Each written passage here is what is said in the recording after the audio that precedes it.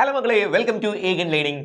Maths പഠിക്കുന്ന സമയത്ത് നമുക്ക് എപ്പോഴും വരുന്ന ഒരു പ്രശ്നമാണ്, ടെക്സ്റ്റ് ബുക്കിലുള്ള ക്വസ്റ്റ്യൻസ് ഒക്കെ ഭയങ്കര ടഫുള്ള കുറേ ക്വസ്റ്റ്യൻസ് ഉണ്ടാവും അല്ലേ. ഇത്തിരി പ്രൂവ് ചെയ്യുന്ന ടൈപ്പും അങ്ങനത്തെ ഒരുപാട് ക്വസ്റ്റ്യൻസ് വരും, പ്രത്യേകിച്ച് സർക്കിൾ ചാപ്റ്റർ കാണുന്ന സമയത്ത്. സർക്കിൾ ചാപ്റ്ററിൽ മാത്രമല്ല, ഫസ്റ്റ് ചാപ്റ്ററിൽ ഉണ്ടല്ലേ അരിത്തമെറ്റിക് സീക്വൻസ് പഠിക്കുന്ന സമയത്തും ഒരുപാട് ക്വസ്റ്റ്യൻസ്, വെറൈറ്റി ടൈപ്പ്, വലിയ ടൈപ്പ് ക്വസ്റ്റ്യൻസ് ആണ് ക്വസ്റ്റ്യൻ പേപ്പറിനേക്കാൾ കൂടുതൽ ടെക്സ്റ്റ് ബുക്കിൽ കാണുന്നത്. അപ്പൊ നമുക്ക് എപ്പോഴുള്ള ഡൗട്ടാ, ഇങ്ങനെയുള്ള ഈ ടഫ് ക്വസ്റ്റ്യൻസ് ആണോ പരീക്ഷയ്ക്ക് വരിക? ഇതൊക്കെ ഇതേപോലെ തന്നെ ക്വസ്റ്റ്യൻ പേപ്പറിൽ വരുമോ? നമുക്ക് ആ ഡൗട്ട് ഒന്ന് ക്ലിയർ ആക്കി തരാം. മക്കളെ, നിങ്ങൾ സ്ഥിരമായിട്ട് പഴയ ക്വസ്റ്റ്യൻ പേപ്പറൊക്കെ ഒന്ന് എടുത്ത് നോക്കുകയാണെങ്കിൽ സ്ഥിരമായി ചോദിക്കുന്ന ചോദ്യങ്ങളുടെ ഒരു പാറ്റേൺ കണ്ടാൽ മനസ്സിലാവും. ടെക്സ്റ്റിലുള്ള പ്രൂവ് ദാറ്റ് ടൈപ്പ് വലിയ ക്വസ്റ്റ്യൻസ് അതേപോലെ പ്രിന്റ് അടിച്ച് എക്സാമിന് വരുന്നത് വളരെ വളരെ വളരെ വളരെ വളരെ കുറവാണ്. ഞാൻ ഇങ്ങനെ പറയാനുള്ള കാര്യം, അങ്ങനെ ചോദിക്കാറ് തന്നെ ഇല്ല, എന്നാലും അഥവാ നമുക്ക് ഇനി ചോദിച്ചാലോ എന്നുള്ള രീതിയിൽ ഒന്ന് മാറ്റി വെച്ചതാണ്. ഇല്ല എന്ന് തന്നെ പറയാം, അങ്ങനെ ചോദിക്കാറേ ഇല്ല. അപ്പൊ നമുക്കൊരു ഡൗട്ട്, പിന്നെ എന്തിനാണ് ഈ കാണുന്ന ഇങ്ങനത്തെ വലിയ വലിയ ക്വസ്റ്റ്യൻ ഒക്കെ ടെക്സ്റ്റ് ബുക്കിൽ കൊണ്ട് നിറച്ചു വെക്കുന്നത്? ഈ ടൈപ്പ് അല്ല എക്സാമിന് ചോദിക്കുന്നതെങ്കിൽ. അപ്പൊ നമുക്കൊന്ന് പോയി നോക്കാം, അങ്ങനെയുള്ള ക്വസ്റ്റ്യൻസ് വെച്ചിട്ട് നിങ്ങൾക്ക് എന്ത് ഉപകാരമാണ് ഉണ്ടാവുക. നിങ്ങൾ ഓൾറെഡി ടെക്സ്റ്റ് ബുക്കിൽ ഇതാ ഇങ്ങനെ ഒരു ചോദ്യം നിങ്ങൾ ഓൾറെഡി കണ്ടിട്ടുണ്ടാവും അല്ലേ. സർക്കിൾ ചാപ്റ്ററിൽ ഒന്ന് ആലോചിച്ച് നോക്കിക്കേ, വലിയൊരു ക്വസ്റ്റ്യൻ ആയിട്ട് നമ്മൾ പ്രൂവ് ചെയ്തുണ്ടാക്കിയ ഒരു ചോദ്യം. ഇതാ ഈ രണ്ട് ആർക്ക്, ഇതാ ഈ APC എന്ന് പറയുന്ന ആർക്കും BQD എന്ന് പറയുന്ന ആർക്കും കൂടെ ചേർത്ത് വെച്ചാൽ സെമി സർക്കിൾ, അർദ്ധവൃത്തം കിട്ടുമെന്ന് തെളിയിക്കുന്ന ഒരു ക്വസ്റ്റ്യൻ. നമ്മൾ അത് കുറെ എക്സ് ഒക്കെ എടുത്ത്, x/2 ഒക്കെ എടുത്ത് നമ്മൾ ഒരുപാട് ഇങ്ങനെ കേന്ദ്രത്തിലേക്കൊക്കെ വരച്ചിട്ട് ഇതാ ഇങ്ങനെയൊക്കെ ആക്കി നമ്മൾ ഇത് ചെയ്തുണ്ടാക്കുന്ന വലിയൊരു ചോദ്യമായിരുന്നു ടെക്സ്റ്റ് ബുക്കിലുള്ളത്. ഞാൻ ആ ക്വസ്റ്റ്യൻ ഒന്നുകൂടെ ഇങ്ങോട്ടേക്ക് വരച്ച് വെച്ചിട്ട് എങ്ങനെയാണ് ഇത് എക്സാം പോയിന്റ് ഓഫ് വ്യൂവിൽ കുറച്ചും കൂടെ അവർ സിമ്പിൾ ആക്കി ചോദിക്കുന്നത്, ആ രീതിയിൽ ഒന്ന് പറയാനാണ് ഉദ്ദേശിക്കുന്നത്. അപ്പൊ മക്കൾ നോക്കണേ, ടെക്സ്റ്റിലുള്ള പ്രോബ്ലംസ് ഒഴിവാക്കരുത്, പഠിക്കണം. അത് പഠിച്ചാൽ നിങ്ങൾക്ക് യൂസ്ഫുൾ ആവുന്ന ഇങ്ങനത്തെ കുറേ ക്വസ്റ്റ്യൻസ് എക്സാമിന് കിട്ടും. അതിന്റെ ഒരു സാമ്പിൾ ആണ് നമ്മൾ ഇന്ന് നോക്കുന്നത്. ഈ ക്വസ്റ്റ്യൻ നോക്കുന്ന സമയത്ത് നിങ്ങൾക്ക് മനസ്സിലാവും എന്താണ് സംഭവിക്കുന്നത്. നിങ്ങൾ ഇതാ ഇവിടുത്തെ സബ് ക്വസ്റ്റ്യൻസ് ഒക്കെ ഒന്ന് വായിച്ചു നോക്കിക്കേ. ആദ്യം 4 സബ് ഉണ്ട്. ഫൈൻഡ് ADC, അത് കഴിഞ്ഞ എന്താണ്, what is the central angle of arc APC, what is the central angle of arc BQD. ഇനി ഏറ്റവും അവസാനത്തെ ക്വസ്റ്റ്യൻ നോക്കിക്കോ, prove that arcs APQ BQD join together would make half the circle. ചാപം APCയും BQDയും ചേർത്ത് വെച്ചാൽ വൃത്തത്തിന്റെ പകുതി ലഭിക്കുമെന്ന് തെളിയിക്കുക. ഈ അവസാനം പറഞ്ഞ ക്വസ്റ്റ്യൻ ഇല്ലേ, അത് മാത്രമാണ് നിങ്ങളെ ടെക്സ്റ്റ് ബുക്കിലുള്ള ക്വസ്റ്റ്യൻ. അങ്ങനെ ചോദ്യം ചോദിച്ചാലുള്ള പ്രശ്നമാണ് ഞാൻ പറയുന്നത്, വലിയ ചോദ്യമായിട്ട് മാറും. നമുക്ക് പ്രത്യേകിച്ച് ആംഗിൾ ഒന്നും നമ്മുടെ കയ്യിലില്ല. അപ്പൊ നമ്മൾ എക്സ് ഒക്കെ എടുത്ത് തുടങ്ങി നമ്മൾ കാര്യങ്ങളൊക്കെ ചെയ്ത് പ്രൂവ് ചെയ്ത് അവിടെ ആൻസറിൽ എത്തിച്ചു കൊടുക്കണം. എന്നാൽ അതിന്റെ മുകളിലേക്ക് കണ്ടില്ലേ 3 സബ് ക്വസ്റ്റ്യൻ. ഇങ്ങനെയാണ് പരീക്ഷയ്ക്ക് നമുക്ക് സാധാരണ ക്വസ്റ്റ്യൻ വരുന്നത്. നിങ്ങളെ ഹെൽപ്പ് ചെയ്യുന്ന രീതിയിൽ കുറച്ച് സബ് ക്വസ്റ്റ്യൻസ് അവിടെ ഉണ്ടാവും. ഒരുമിച്ച് കഥ പോലെ എഴുതി വെക്കുന്ന പരിപാടി ഉണ്ടാവില്ല മക്കളെ പരീക്ഷയ്ക്കുള്ള ക്വസ്റ്റ്യൻസിൽ. നമുക്ക് നോക്കാം ഈ ചോദ്യം എങ്ങനെ എളുപ്പമായി മാറുന്നു. നോക്കണേ, ഫൈൻഡ് ആംഗിൾ ADC, കോൺ ADC കണ്ടുപിടിക്കാനാണ് നമ്മുടെ ഒന്നാമത്തെ ക്വസ്റ്റ്യൻ. ഈ ചിത്രത്തിലേക്ക് നോക്കിയാൽ നമുക്ക് ADC കണ്ടുപിടിക്കാനാവൂലേ? എവിടെ? ഇതാ ഇവിടെ ഒരു മട്ട ത്രികോണം എല്ലാവരും കാണുന്നില്ലേ, ഒരു റൈറ്റ് ട്രയാങ്കിൾ 90 ഡിഗ്രി ഉള്ള ട്രയാങ്കിൾ കാണുന്നില്ലേ. അപ്പൊ ഇത് 90 ഡിഗ്രിയും ഇത് 50 ഡിഗ്രിയും അല്ലേ. ബാക്കിയുള്ള ആളാണ് നമ്മുടെ ADC എന്ന് പറയുന്നത്. സിമ്പിൾ ആയിട്ട് നമുക്ക് മാർക്ക് ചെയ്ത് കൊടുക്കാം. ഇവിടെ വരാൻ പോകുന്ന ആംഗിൾ എത്രയായിരിക്കും ഉണ്ടാവുക? എത്ര ഡിഗ്രി ഉണ്ടാവും? ബാക്കി എത്രയാ? 180 തികയണമെങ്കിൽ ബാക്കി എത്രയും നോക്കിയാൽ പോരെ.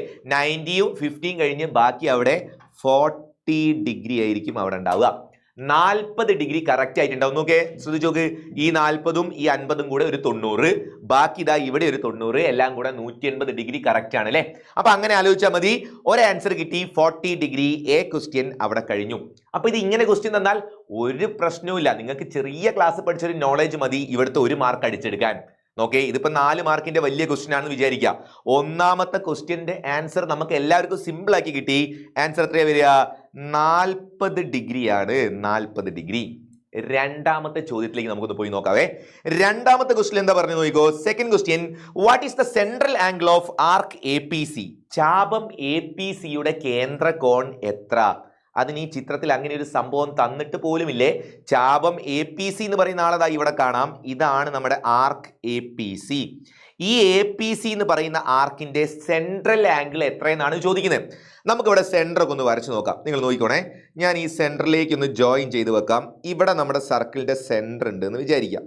എന്നിട്ട് നമ്മൾ ആ APCയുടെ സെൻട്രൽ ആംഗിൾ എന്ന് പറഞ്ഞാൽ Aയിൽ നിന്നും Cയിൽ നിന്നും ഇങ്ങനെ സെൻറ്ററിലേക്ക് വന്നാലല്ലേ സെൻട്രൽ ആംഗിൾ കിട്ടുക.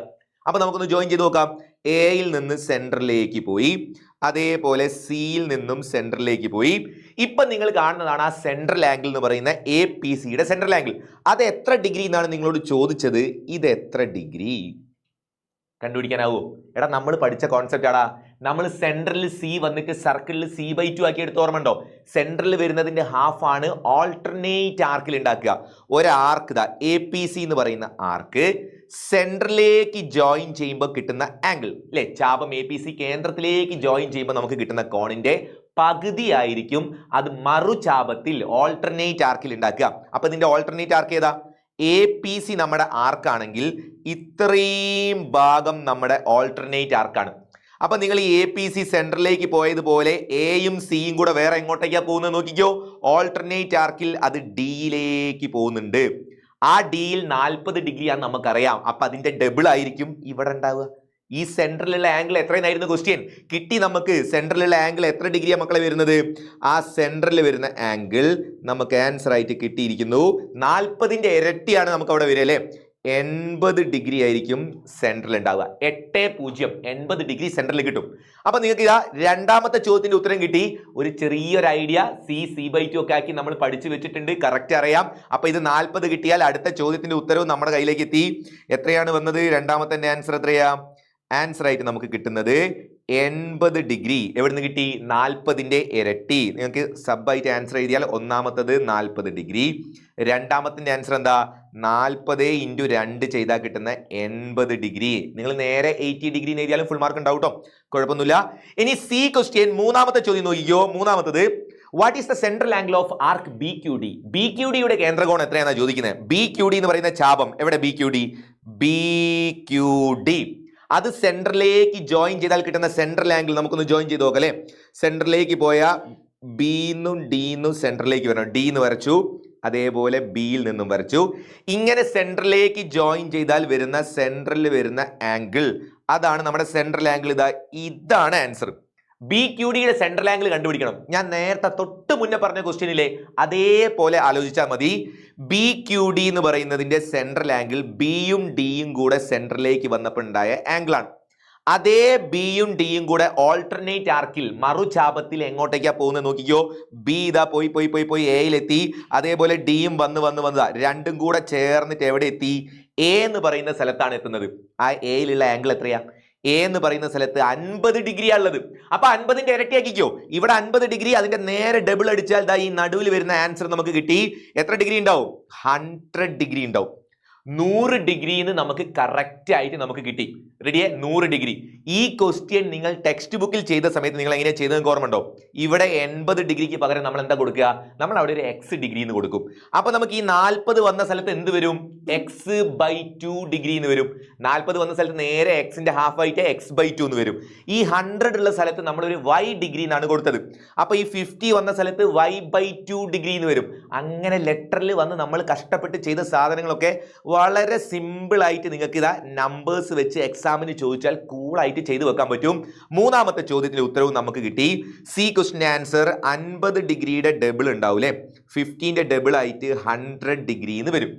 ഇനി ഏറ്റവും അവസാനത്തെ ചോദ്യം നമ്മൾ പറഞ്ഞു ഈ ഒരൊറ്റ ചോദ്യം മാത്രം തന്നിട്ടാണ് ടെക്സ്റ്റ് ബുക്കിൽ ക്വസ്റ്റ്യൻ ഉള്ളത്. അതുകൊണ്ടാണ് നമ്മൾ ഇത് മൊത്തം ലെറ്റർ വെച്ച് ചെയ്ത് കുടുങ്ങിപ്പോയത്.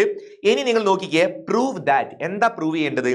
ആ രണ്ട് ആർക്കില്ലേ, APCയും BQDയും, അത് രണ്ടും കൂടെ ചേർത്ത് വെച്ചാൽ നമ്മുടെ സർക്കിളിന്റെ പകുതി കിട്ടുമെന്ന് പ്രൂവ് ചെയ്യണം. സെമി സർക്കിൾ കിട്ടുന്നു. Question okay. ഈ APC എന്ന് പറയുന്ന ആർക്കും ഇവിടെ ഉള്ള BQD എന്ന് പറയുന്ന ആർക്കില്ലേ, അത് രണ്ടും കൂടെ ചേർത്ത് വെച്ചാൽ നോക്കിക്കോ. ഞാനിതാ APCനെ ഇവിടെ നിന്ന് കൊണ്ട് മുറിച്ചെടുത്തു. ആ APC എന്ന് പറഞ്ഞാൽ കട്ട് ചെയ്ത് കൊണ്ടെടുത്തു. ക്വസ്റ്റ്യൻ പേപ്പറിന് മുകളിൽ കട്ട് ചെയ്തെടുത്താന്ന് വിചാരിച്ചോ. എന്നിട്ട് APC ഞാൻ കട്ട് ചെയ്തിട്ട് ഞാൻ അതാ ഇവിടെ കൊണ്ടുവെക്കുകയാണ്. ഒരു കഷ്ണം APC എന്ന് പറയുന്നത് ഇവിടെ ഇങ്ങനെ മുറിച്ച് വെച്ചു. അത് കഴിഞ്ഞിട്ട് ബാക്കിയുള്ള BQDയിലെ ഈ BQD അതും ഞാൻ മുറിച്ചിട്ട് ഇതിന്റെ കൂടെ അങ്ങോട്ട് ചേർത്ത് വെക്കുകയാണ്. മുറിച്ചിട്ട് ഇതാ ഇതിന്റെ കൂടെ ഇങ്ങനെ ചേർത്ത് ഇങ്ങോട്ട് വെച്ചു. അങ്ങനെ ചേർത്ത് വെച്ചാൽ എന്താ നമ്മൾ പ്രൂവ് ചെയ്യേണ്ടത്?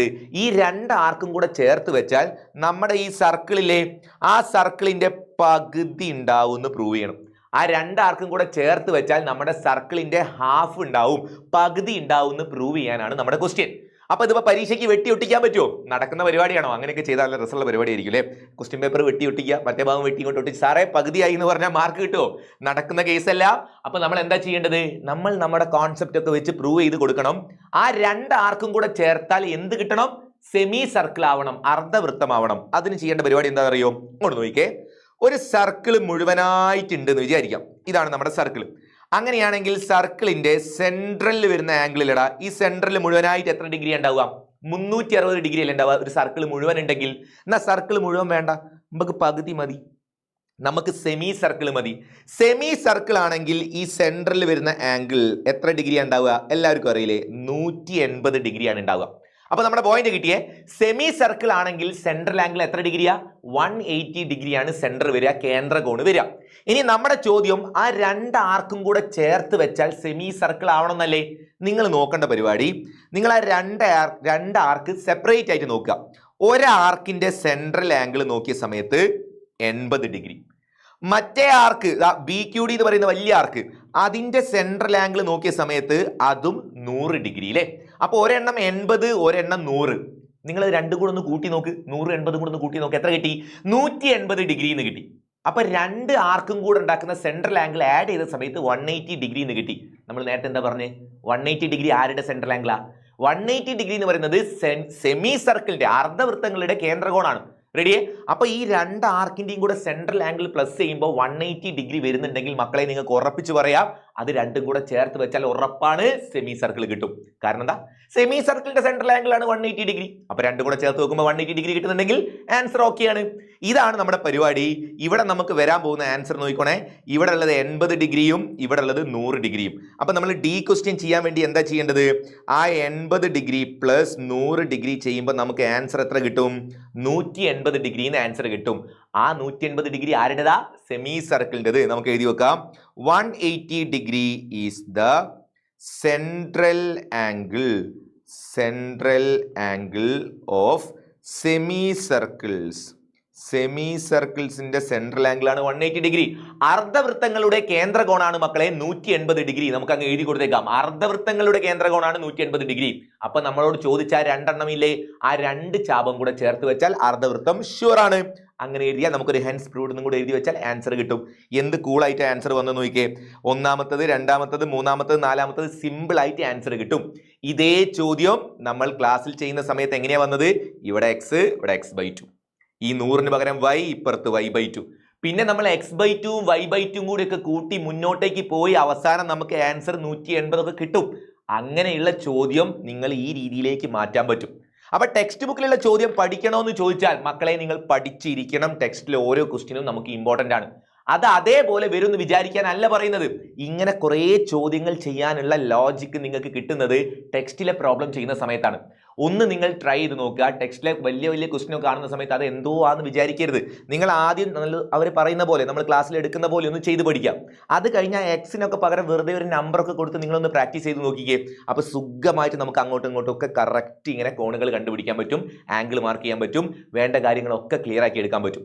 അപ്പോൾ ഇനി പഠിക്കുന്ന സമയത്ത്, എക്സാമിലേക്ക് വരുന്ന സമയത്ത്, പരീക്ഷയിലേക്ക് വരുന്ന സമയത്ത് എങ്ങനെയാണ് സിമ്പിളായി മാറുന്നത്? ഇങ്ങനെ നിങ്ങളെ ഹെൽപ്പ് ചെയ്യുന്ന രീതിയിലാണ് ക്വസ്റ്റ്യൻ പേപ്പറിൽ വരുന്നത്. അപ്പോൾ നമുക്ക് കുറച്ചും കൂടെ ഒന്ന് സിമ്പിളായിട്ട് മാറും. അത് വിചാരിച്ച് ക്വസ്റ്റ്യൻ പേപ്പറിലെ ക്വസ്റ്റ്യൻസ് മാത്രം ചെയ്ത് പഠിക്കരുത്. ടെക്സ്റ്റ് ബുക്കിന് ഇമ്പോർട്ടൻസ് കൊടുക്കണം. എങ്കിൽ നിങ്ങൾക്ക് ഏത് ടൈപ്പ് ഈ ക്വസ്റ്റ്യൻ എങ്ങനെ വന്നാലും, തിരിച്ചു മറിച്ചും ഒക്കെ വന്നാലും നിങ്ങൾക്ക് ചെയ്യാൻ പറ്റുന്ന ലെവലിലേക്കുള്ള അങ്ങനെ ഒരു ലെവൽ നിങ്ങൾക്ക് കിട്ടും ടെക്സ്റ്റ് ബുക്കിലെ ക്വസ്റ്റ്യൻ നിങ്ങൾ ചെയ്ത് പഠിക്കുകയാണെങ്കിൽ. ഓക്കെ ആണേ? അപ്പൊ എല്ലാ മക്കളും നന്നായി പഠിക്കുക. ഈ ക്വസ്റ്റ്യൻ ക്ലിയർ ആയി എന്ന് വിചാരിക്കുന്നു. ഒരു സിമ്പിൾ ആക്കി നമ്മൾ വലിയൊരു ചോദ്യം ഇങ്ങനെ നമുക്ക് സ്പ്ലിറ്റ് അടിച്ച് പഠിപ്പിച്ചതാണ്. ഇത് ചെയ്ത് നോക്കിക്കോ. ബാക്കി ഇതേപോലത്തെ സൂപ്പർ ക്വസ്റ്റ്യൻ ആയിട്ട് നമുക്ക് ഇനിയും കാണണം. അപ്പൊ നിങ്ങൾക്ക് വീഡിയോ ഇഷ്ടമായെങ്കിൽ ചാനൽ സബ്സ്ക്രൈബ് ചെയ്യാം. നിങ്ങൾക്ക് ഏതൊക്കെ ടോപ്പിക് ആണോ വേണ്ടത്, ഏത് ഭാഗങ്ങളാണോ വേണ്ടതെന്ന് വെച്ചാൽ കമന്റ് ചെയ്യാം. നമുക്കപ്പോൾ അങ്ങനത്തെ വീഡിയോസുമായിട്ട് വീണ്ടും കാണാം. Okay, bye bye.